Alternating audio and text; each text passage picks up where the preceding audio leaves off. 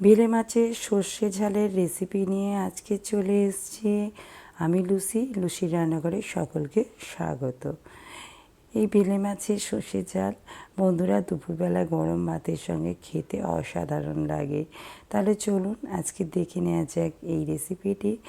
আমি এই বেলে মাছের সর্ষে ঝাল বানানোর জন্য প্রথমে একটা মশলা বানিয়ে নিয়েছি 1 চামচ পোস্ত, আর নিয়েছি ওই চামচেরই 1 চামচ সাদা সরিষা, নিয়ে নিলাম 4টি পাকা লঙ্কা।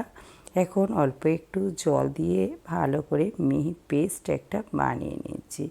দেখুন আমার এখানে পেস্টটা বানানো হয়ে গিয়েছে, একেবারে মিহি করে আমি পেস্টটা বানিয়ে নিয়েছি। এটাকে এখন রেখে দিচ্ছি।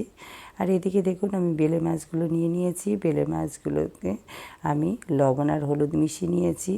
এখন গ্যাসেতে কড়া বসিয়ে দিয়েছি। কড়াতে মাছ ভাজার জন্য পরিমাণ মতো তেল নিয়ে নিলাম। এখন একে একে মাছগুলোকে দিয়ে দিচ্ছি, আর বেশ 2 পিঠ লাল করে মাছগুলোকে ভেজে নিচ্ছি। প্রথমে আমি কড়াতে কটা মাছ দিয়ে দিলাম। 1 পিঠ হয়ে গেলে তারপরে আমি মাছগুলোকে উল্টিয়ে দেব, অপর পিঠটাকেও লাল করে ভেজে নেব। দেখুন আমি বেশ 5-7 মিনিট রেখে দিয়েছিলাম। এখন মাছগুলোকে উল্টিয়ে দিচ্ছি। বেলে মাছ খুব নরম হয়, একটু উল্টানোর সময় একটু সাবধানে উল্টাতে হবে, না হলে মাছ ভেঙে যেতে পারে। দেখুন আস্তে আস্তে আমি মাছগুলোকে উল্টিয়ে দিচ্ছি, আর অপর পিঠটাকেও একইভাবে লাল করে ভেজে নেব। সমস্ত মাছগুলোকে আমি আস্তে আস্তে উল্টে দিচ্ছি।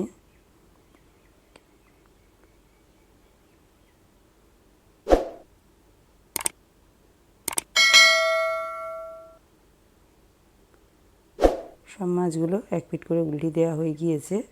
দেখুন অপর পিঠটাও আমি লাল করে ভেজে নিয়েছি। আমি এখন এই মাছগুলোকে তুলে নিচ্ছি, আর বাকি যে মাছগুলো আছে সেই মাছগুলোকেও আমি ভেজে নিচ্ছি।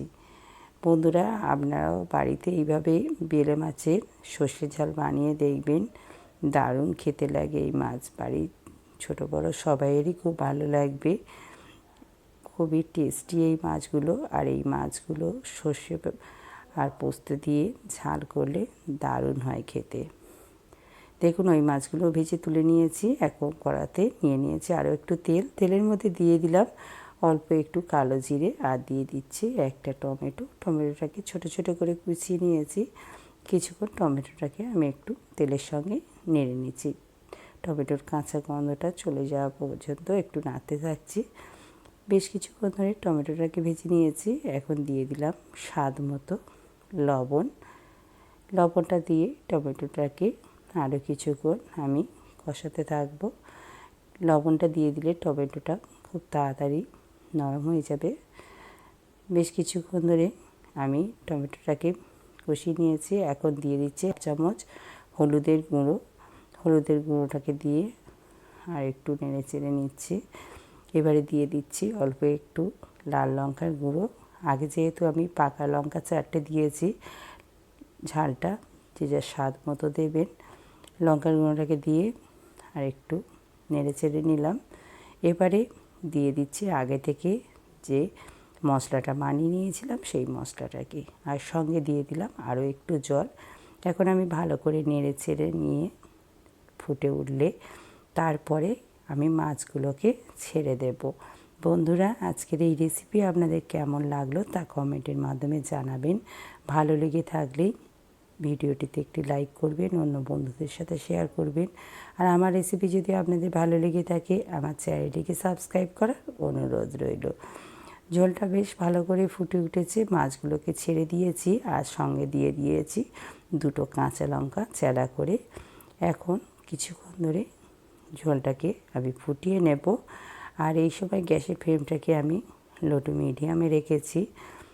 দেখুন আমার কিন্তু মাছের ঝোল রেডি হয়ে গিয়েছে, আর ঝোল কমাবো না, ঠিক এই রকম অবস্থায় আমি এটাকে নামিয়ে নেব। এখন গ্যাসের ফ্লেমটাকে অফ করে দিচ্ছি, আর ওপর থেকে একটু কাঁচা সর্ষের তেল ছড়িয়ে দিচ্ছি, দিয়ে এটাকে পরিবেশনের জন্য নামিয়ে নিচ্ছি। তাহলে বন্ধুরা আজকের রেসিপি এই পর্যন্ত। আবার ফিরে আসছি অন্য কোনো দিন নতুন কোনো রেসিপি নিয়ে।